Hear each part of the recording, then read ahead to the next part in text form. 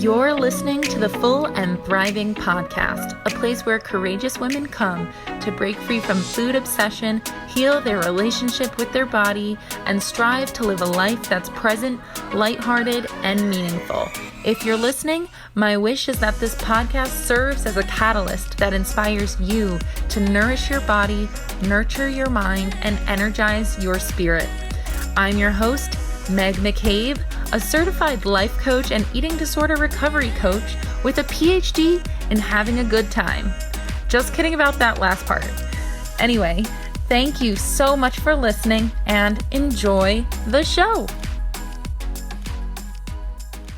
Hi, everyone. Welcome to another episode of the show. Today is a solo show, and we're going to be diving into all about cognitive distortions and 3 common types of distortions I see in eating disorder recovery clients of mine and folks in the collective.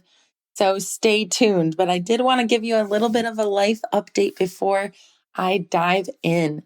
So I am finally back in the United States after a full month of travel. And I'm actually still traveling because I'm currently in Charlotte, North Carolina, visiting my friend who's getting married later in the summer.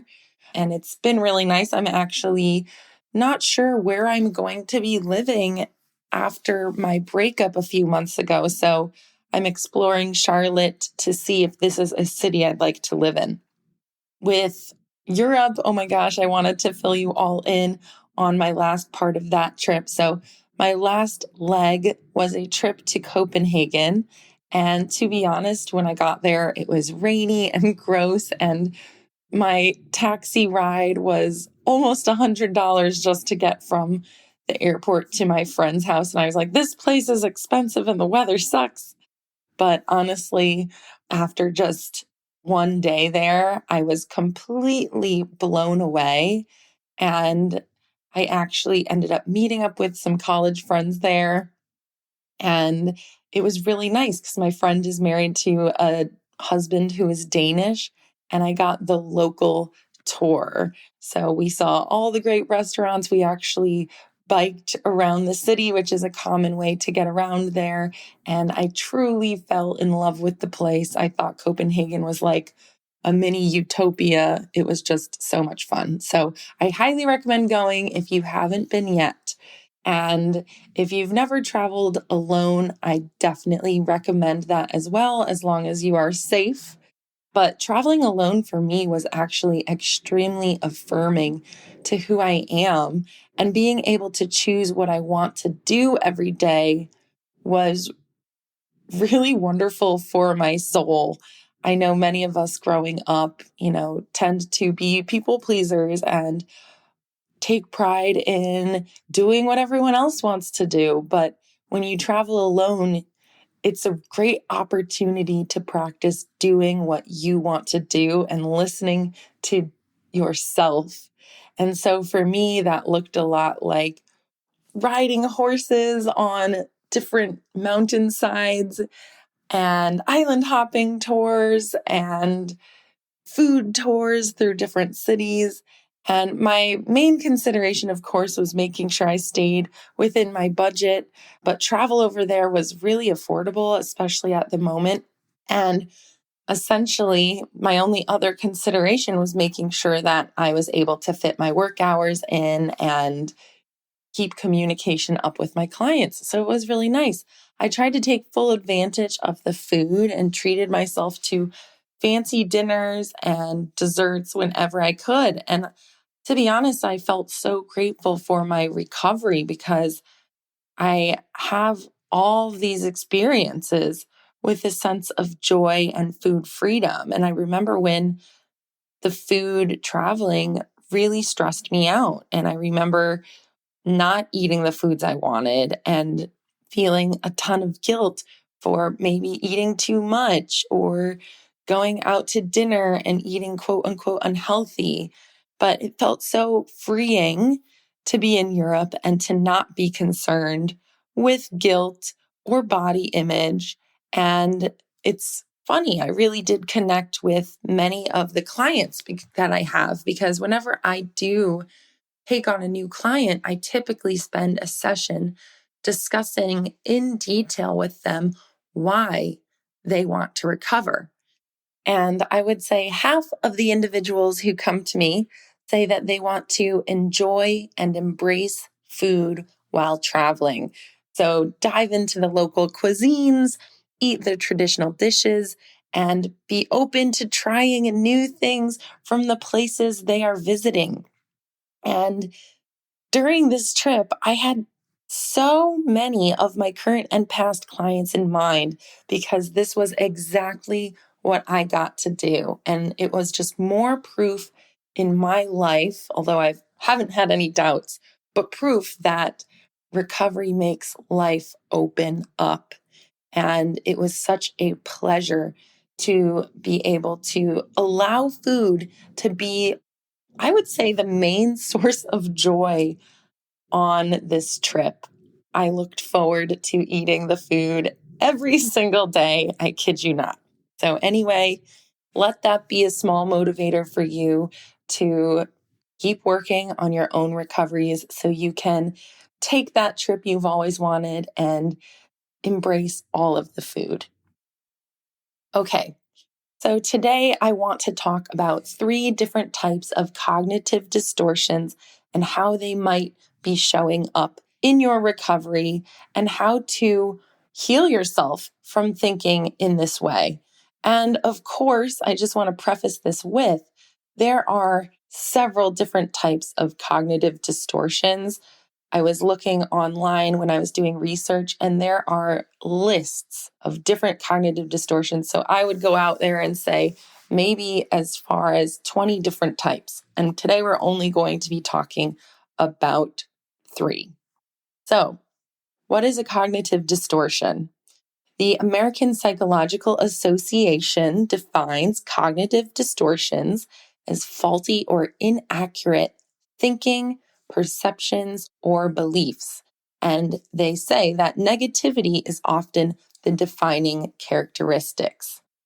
I think we could get a little bit more clear with this definition. So I also want to add that cognitive distortions are thoughts that cause individuals to perceive reality inaccurately. And according to Wikipedia, a cognitive distortion is an exaggerated or irrational thought pattern involved in the onset or perpetuation of psychological states such as depression or anxiety. So, if we can agree that your thoughts create your emotions and your emotions fuel your behaviors, we can also agree that the negative thinking patterns created by your cognitive distortions reinforce negative emotions and thoughts. And they can also reinforce negative eating disorder behaviors. So, during moments in life, these distorted thoughts can contribute to an overall negative outlook on the world, yourself, your recovery journey, and perpetuate these depressive or anxious mental states. So, of course, we want to identify cognitive distortions when they're happening in our life and start to challenge those and let those go so we can start thinking more flexibly and more accurately about what's happening in the world around us. So, the first type of cognitive distortion I want to talk to all of you about is black and white thinking. I see black and white thinking a lot with individuals who align with the perfectionist mindset. And I also want to add a little side note here that black and white thinking can also be called all or nothing thinking. And this type of thinking typically looks like thinking that something can be a success or a failure, and there really is nothing in between. You can easily spot black and white thinking when you listen to the language you're using in your life. So if you are constantly speaking in definitive terms like always or never or I can't, this is typically an indicator of a black and white thinking cognitive distortion. So, an example of this that I hear quite often in my coaching is coping skills never work for me. Or maybe no matter how hard I try, I can never stop insert behavior. So I can't stop exercising. And when you hear these thoughts, you see that there's no room for flexibility. You're using these definitive terms. And when you believe in definitive terms, there's no wiggle room for the words sometimes or maybe or often or anything that leaves room for the possibility that you can make a change, right? I also find that individuals who get stuck into this way of thinking also struggle with believing they are good enough and have trouble acknowledging their partial successes in life and recovery. There is no middle ground. They're either a success or a failure. So, to them, in their mind, any setback in recovery completely erases any previous successes they have, when in reality, they are covering ground and making progress, but they don't see it in that way. An example of this is when I have clients who are asked to complete a meal plan by their dietitian. And if they, quote, mess up their morning breakfast or morning snack, they immediately deem the entire day a failure and let the rest of the day become a really disordered day. Black and white thinkers need to get used to living in the gray zone, as I like to say.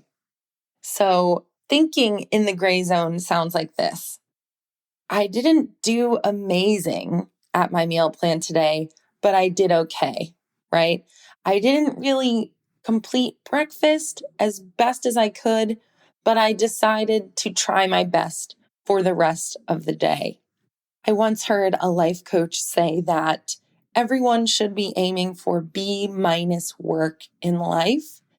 And while I would love for everyone to have A plus work in recovery every day, that's really unrealistic. And that's never the truth of the situation. Usually it's a very messy process with so many ups and downs. So aiming for B minus work is really a great mindset, in my opinion, to have to start breaking free from this all or nothing thinking pattern. I also think when you can start thinking in the gray, it's a much more compassionate way of thinking, just believing that your efforts are good enough. It doesn't necessarily matter if the outcome is perfect. What matters is that you are trying and doing your best and learning along the way. So, the next cognitive distortion I want to talk about, because I see it all the time, is mind reading. This one is self-explanatory. We think we know what other people are thinking. We are attempting to read their minds when in reality, we're not mind readers. And the definition is that mind reading is inferring a person's possible or probable, usually negative thoughts from their behavior and nonverbal communication, taking precautions against the worst suspected case without asking the person directly. I see this a lot, especially socially, among many folks with eating disorders. For instance, if they were to go to a restaurant with friends or family and the people around the table are all enjoying that time there, but say somebody might look at them in a funny way, that individual might suddenly believe that that person is angry at them or annoyed or maybe judging the food that they are eating, when in reality, that's not the case at all. Maybe that person had like a sour bite of lettuce or something like that. You never really know.